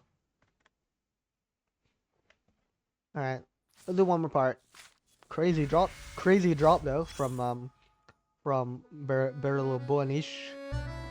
You can't just reveal stuff like that. On Mademoiselle Broom's face. As a diviner, you encounter that look more often than people think. No, am I delusional? Is this actually Beryl Boanish speaking? Who is speaking, man? I'm actually so lost now. Because last time I convinced myself, I got confused thinking it was Beryl, and then I thought it was Adele or Broom again. But now we've got Beryl Boanish again, no? Some have called me a schemer, a fraud, as the Vigile Bureau did. Perhaps they are watching me even now, listening into our very conversation. Some were frightened by what I could see, but kept coming back to sate their own curiosity. Some showed nothing but disdain. Not for me, but for the very idea of a predetermined future. I admired their courage. Broom was not any of these. A fourth kind. She was a fourth kind. One who tries to ignore the prophecy, but in doing so, only finds herself carried further into its stream. What kind am I then? I'm assuming we're Vertin in this situation, talking with Beryl? I don't know, man. An excellent question. Tell me. Personally, I might be this kind. The one who doesn't like the idea of a predetermined future. Someone who walks between eras and through the storms. What is your view on fate? Few people can imagine the nature of your position. No more than 3, I would wager. And I wish I could say I was one of them. Alas, I am but a puppet dangling at the end of fate's thread. My limited vision cages my imagination. I wonder... No more than 3. Who would these 3 people be then? What, like Erd maybe could be one? Who else? I don't know, like Sonato? I don't know. Interesting. Though I may still see a little more than most people, I cannot do as I was meant to. Your hands are tied, is that what you're saying? I have lived long enough to know better than to act against fate. Damn. Though, in fact, what I would have done differs very little from what I was meant to do. What do you think? Is it perhaps fate that determined my personality? Or my personality determining my fate? Well, if fate is predetermined, then it's not possible for your personality to determine your fate. In that case, it is possible that your personality could be determined by your fate, assuming that fate is predetermined, as she says, because it's just physically impossible for the latter to be true if your fate is predetermined. Cool.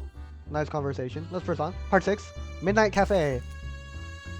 Open only to those who haunt the hidden edges of night. Let's see what's up.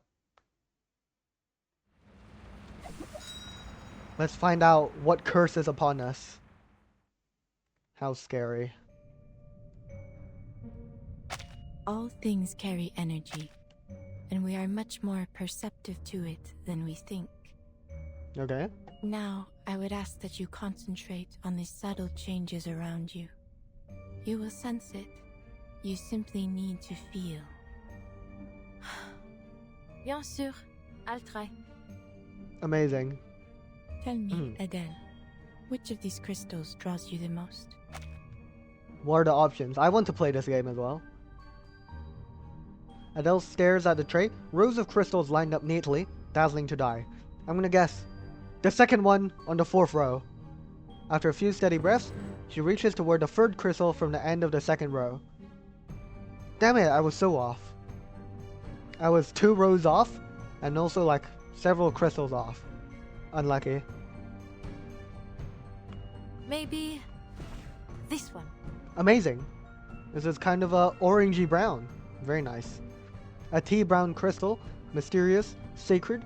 It's smoke frozen within. A smoky quartz from Brazil. Sao Very Paulo. good. Sao Paulo, Brazil mentioned. This crystal turns negative energy positive. Amazing. It is a peace bringer, a banisher of the dangers that trouble one's soul. Perfect. You'd love to Now, see it. Close your eyes. Okay.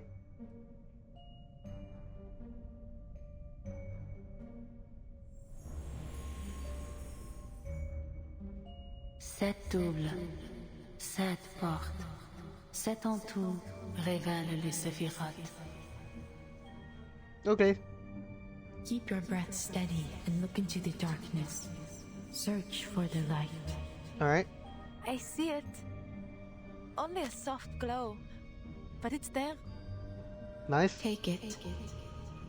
Let's do it. How? Take the lingering glow. Do I make it come to me? Or Grab should it. I go towards it? Her speaking's getting a bit slurred, no? Like she's feeling a bit tired or something? Her consciousness sinks or folds inward. Oh. Everything flows through her mind, pours back into her body, and then bursts outward again.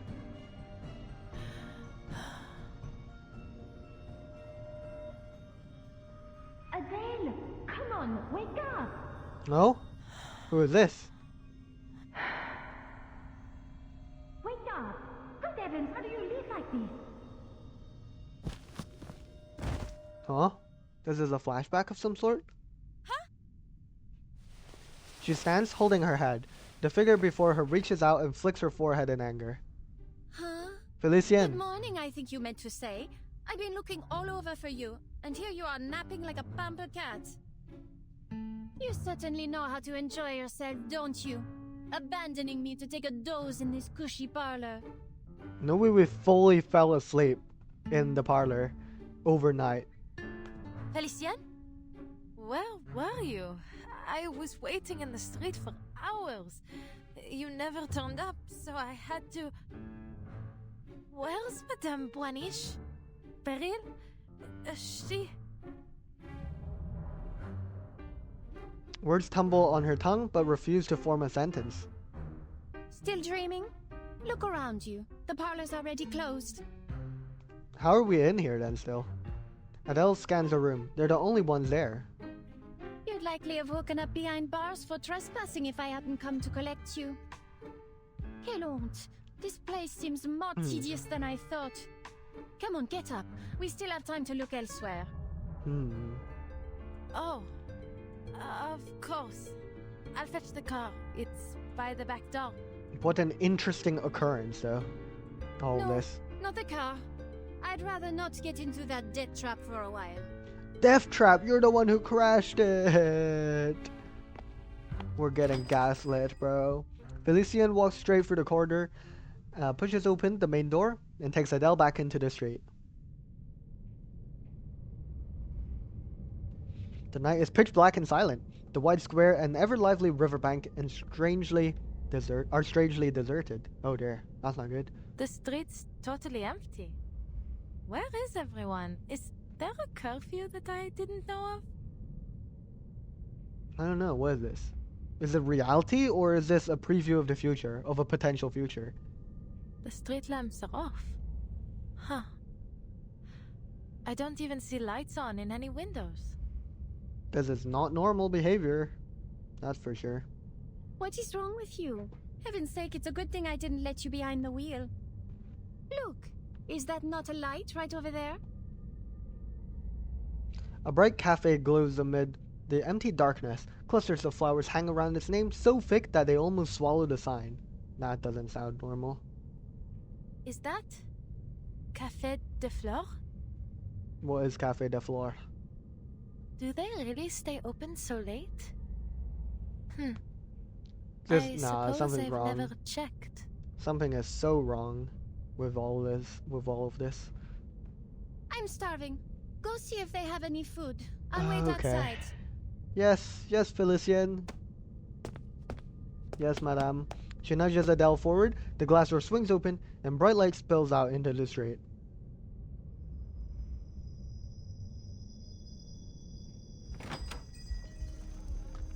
Huh, what a normal cafe. This looks very normal. Even this late, the cafe is near to bursting with life. Yeah, I can see the life in these guys. Yeah, they are so lively and alive. Is that a banana with tentacles? Oh wait, that's kind of funny. Adele walks toward the counter, wondering who these patrons might be. Some left bank art group, or theater folk fresh from rehearsal. As I was saying, Georges Bataille is looking for executioners for his secret society. Secret society. Why are these guys holding mandrakes? Executioners. That's right.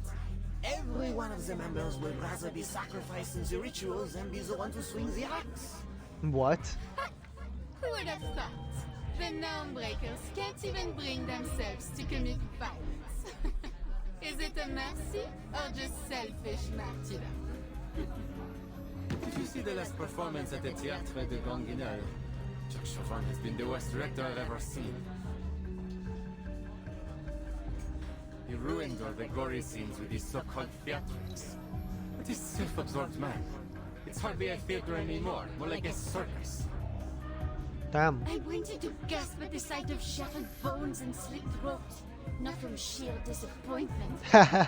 Honestly, I miss the Apollo Maxa.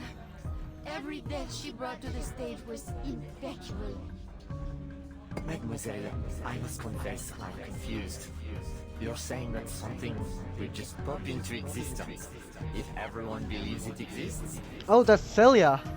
She's like the only normal person in this. In a manner of speaking, yes. According to the studies we've been conducting, the answer may be hidden in our collective imagination. Celia! Celia! The name cuts through the air like a blade, slicing the animated canvas around them apart.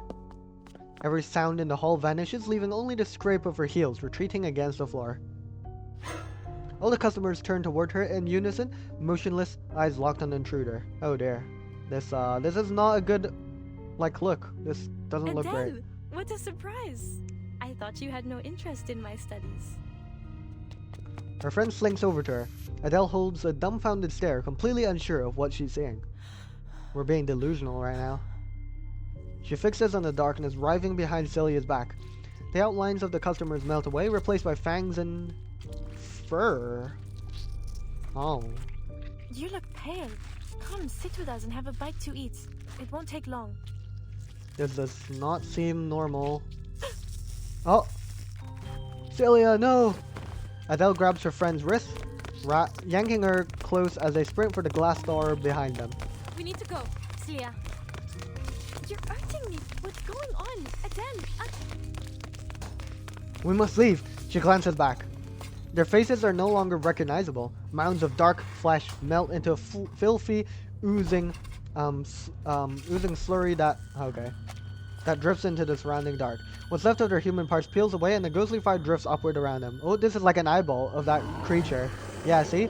We're seeing it. This is the exact same creature. Oh, it got scratched by something. Oh wait, or maybe it scratched us. Well, that's not good. That's pretty rude. Alright, we're fighting this strange looking monster with lots of eyes. Anyone queasy seeing blood? Alright. Let's do this.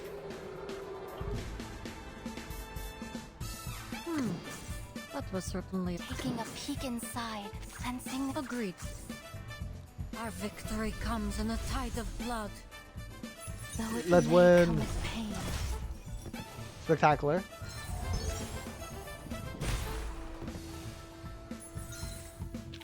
Nice. That one Good even stuff. as tough as waking up an old factory man. We did it.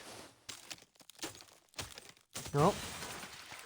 What is happening? What is happening? Are we... Oh, no, we're still out here. The car. It's still in the alley. Celia, stay close.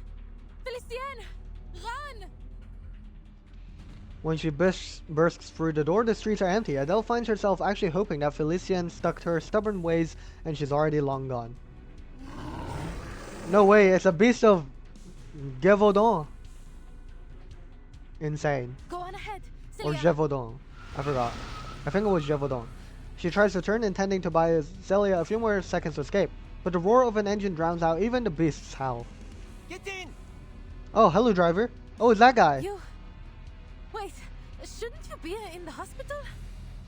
You can explain later. Celia, get in the car. Alright.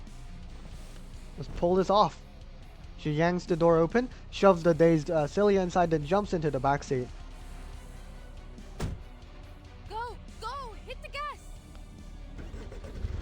Let's go! Amazing. What a scenario. No, it ends there. That's fine.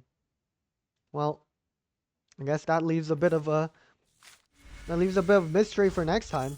This is so bizarre. This is very bizarre, I will say. Everything that's happened thus far. Like, oh yeah, there's this thing. Let's do this thing first. Witness report. An unremarkable witness report. All rumors, whispers, and tales. Every passerby keeps a few in their pockets. A hotel security guard says he often hears a woman's sorrowful voice during his nightly rounds, but whenever he investigates, he finds no trace of anyone hiding in the hallways or rooms. Interesting. Alright. What's this? Nice, we got biting box, cool. Yeah, interesting. Now I'm not sure if this is a vision or anything. This might be reality. I don't know though. No, what am I saying? No, there's something weird going on with all of this. I don't know, like, I think it's got a high chance of being fake, but there's some key characters showing out, right? Like Celia and the driver who showed up. That I didn't expect the driver to show up. Like, if the driver did show up, I would be like fully convinced all of this might be fake. But with the driver showing up, I'm starting to have doubts whether this is all fake or not. Because why would the driver just show up in this vision? Also, that wouldn't explain why everyone in the cafe was all like scary and stuff. And also why there are beasts of okay, whatever. The beasts. It wouldn't explain why the beasts are out if this was all in reality. So yeah, I don't know. I think this is some sort of vision that Brel Bonish induced into Adele. I could be wrong though. But yeah, we seem to be this event seems to be some sort of flashback event, right? Because, you know, Broom is talking about this as of 2 years ago or 16 years hence. So I still haven't identified what year this is, I'm afraid. I'm afraid I don't know what year it is. I don't know. Is it possible for us to see the year here? No, it's not. So, yeah. Unfortunately, I don't know what year this is. It could be like somewhere like 1920s maybe. Or maybe 1950s or 40s.